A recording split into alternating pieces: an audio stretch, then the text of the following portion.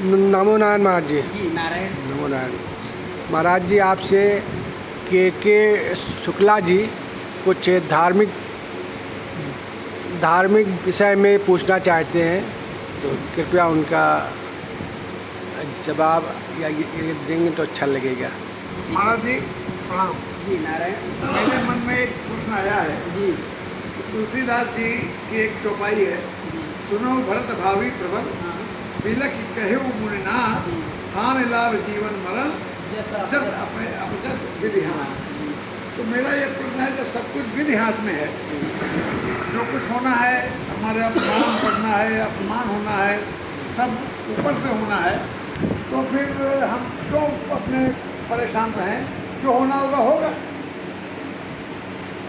इस पर आपके क्या राय? सुना हो भरत भावी प्रबल, लिख कहा हूँ मुनिनाथ, है ना। तो इसमें देखिए, इसमें कह कौन रहा है? इसमें जो है वशिष्ठ ऋषि जी किससे कह रहे हैं? भरत से कह रहे हैं। वह भरत जो समस्त विश्व को भरण पोषण करने की जिसके अंदर सामर्थ्यता है, वह भरत जो साक्षात श्री परमात्मा के अनुज हैं, वह भरत जो स्वयं चक्रवर्ती महाराज दशरथ के पुत्र हैं, वह भरत जो कुलगुरु वशिष्ठ के चरणों में बैठ कर के विद्या अध्ययन किया, वह भरत जो जिनकी माता कैकेयी कोई सामान्य स्त्री नहीं थी। अभिनय जरूर उनका थोड़ा सा रहा है इस प्रकार से कि समाज के लिए कि आज महिलाओं का नाम या स्त्रियों का नाम हम कैकेयी नहीं रखते हैं, लेकिन कैकेयी कोई सामान्य महिला नहीं थी।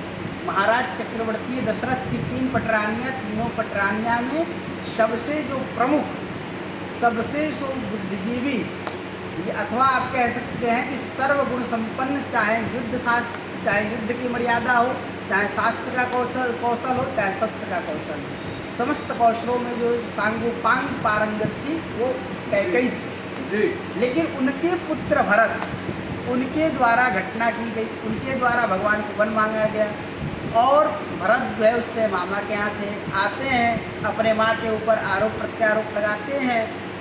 तब वशिष्ठ जी ने उनको समझाया कि सुना ही कहाऊँ मुनि कहाऊँ बिलखी, जस अपयस विधि हाथ, हानि लाभ जीवन मरण। हाँ, हानि लाभ जीवन मरण यश अपयश विधि हाथ, ये भगवान के हाथ में है। अब क्यों समझाया गया, क्यों उन्होंने कहा ऐसा?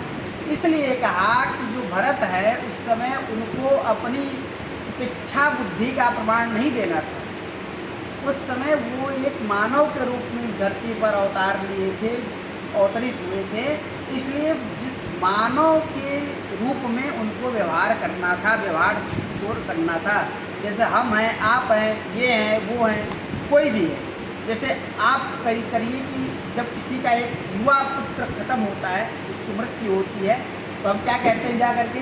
अरे अरे ये तो सब भगवान का लिखा हुआ है, क्यों घबरा रहे हो? हम कितनी उच्च स्तरीय बात करते हैं। लेकिन जब वही घटना हमारे ऊपर आती है तो हमें कोई कितना भी समझाता है तो हमें समझ में नहीं आता है। निश्चित रूप से जो चीज़ें होती हैं, अथवा आप यहाँ बैठे हैं हमारे पास, मैं आपके समीप बैठा हूँ, हम लोग चर्चा कर रहे हैं किसी विषय पर, यह भी लिखा हुआ है, क्योंकि आप आज से नहीं कई दिनों से आ रहे हैं, वर्षों से आ रहे हैं, वर्षों का हमारा आपका संबंध है।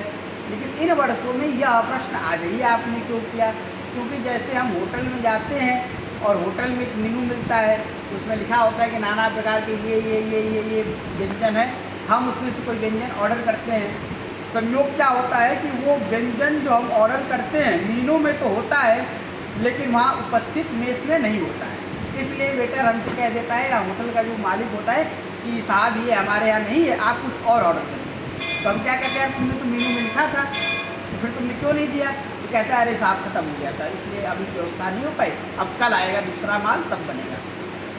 तो कुछ जीवन हमारा ऐसा ही है। ये हमारा जो जीवन है ना, इस जीवन के जो कर्म है, क्रियाकलाप, ये एक मेनू है। जीवन या शरीर एक होटल है। इस होटल रूपी कर्म, इस होटल रूपी शरीर में कर्म रूपी जो मीनू है, उसमें जो हमारे द्वारा सत्कर्म रूपी जो व्यंजन है वो हमारा इस धरातल पे हम उसको उतारते हैं, करते हैं। लेकिन क्योंकि परमात्मा के द्वारा लिखी हुई चीज़ है, होना ही होना है, घटना होनी ही होनी है। लेकिन फिर भी हम मानव हैं, हम क्या हैं, इंसान हैं। यदि हमारे अंदर से इस प्रकार के भाव निकल जाएंगी, अर्थात हमारी जब कोमलता निकल जाएगी, तो फिर मानव का मतलब नहीं रहेगा, मानव का अर्थ नहीं रह जाएगा, मानव का किसी भी प्रकार का कोई मतलब नहीं रह जाएगा। इसलिए यदि आप मनुष्य के रूप में जन्म लिए हैं, अविराज, आप यदि मनुष्य हैं और मनुष्य के जैसे व्यवहार करना चाहते हैं, तो इसके लिए ऐसा है कि आपको संसार की इन चीज़ों का मोह है, माया है, इनमें आपको रहना पड़ेगा। चाहे कोई हो, चाहे हम सन्यासी हैं, घर छोड़ दिए हैं, लेकिन हमको फिर भी एक हमारे अंदर तितिक्षा है, एक हमारे अंदर जिजीविषा है, और जिजीविषा जीने की इच्छा है। जीने की क्या इच्छा है? तो भैया ये आश्रम है, इस आश्रम में ये हो जाए, ये हो जाए, ये हो जाए, ये हो जाए। हर रोज़ कुछ ना कुछ नाना प्रकार के हमारे अंदर भाव आते रहते हैं। तो उन भावों को प्रकट करने के लिए या उन भावों को धरातल पर उतारना ही पड़ेगा, क्योंकि हम मनुष्य के रूप में हैं। और यदि आप मनुष्य के रूप में आए हैं, तो आपको ये समस्त कार्यों को अपनाना पड़ेगा, और बाकी लिखा तो भगवान के ही हाथ में है, और लिखा वही है जो हमें करना है। जैसे लोग कहते हैं कि ये साधु तो वो है, ये साधु तो वो है, लंबा हो जाएगा, ठीक है ना?